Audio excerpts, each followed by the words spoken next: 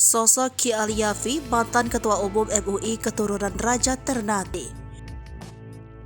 Ki Alyafi meninggal dunia pada usia 96 tahun, Sabtu 25 Februari 2023, pukul 10:13 waktu Indonesia bagian Barat di Rumah Sakit Bintaro, Tangerang Selatan.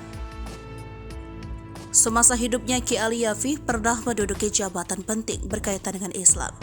Ia juga begitu dekat dengan tokoh-tokoh Islam seperti Amin Rais dan Ma'ruf Amin. Ki Alyafi lahir dari pasangan Syekh Muhammad Alyafi dan Ima Chaya, dan ia mempunyai 4 saudara. Ima Chaya berstatus sebagai putri raja dari salah satu kerajaan Ternate. Ki Alyafi sudah jadi piatu ketika berusia 10 tahun. Lahir di keluarga Islam yang begitu kental.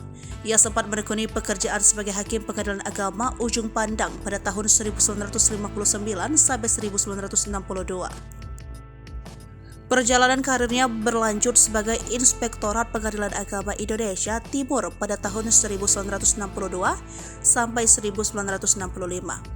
Tak berhenti sampai di situ, ia pun terjun ke dunia pendidikan sebagai Dekan Fakultas Usuluddin Institut Agama Islam Negeri Ujung Padang. Ia kemudian terpilih sebagai Wakil Rais AAM PBU pada Muktamar 1989 di Krapia. Jabatan sebagai PJ Rais AAM PBU sempat diemban Ki Alyafi pada tahun 1991 sampai 1992 setelah wafatnya Ki Ahmad Siddiq.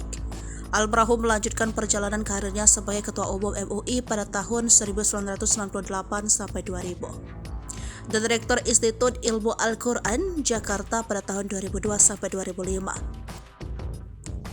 Di sisi lain, ia juga pengasuh Pondok Pesantren Darul Dakwah Al-Irsyad, Parepare, Sulawesi Selatan. Pondok pesantren tersebut telah didirikan oleh Ki Alyafi sejak tahun 1947.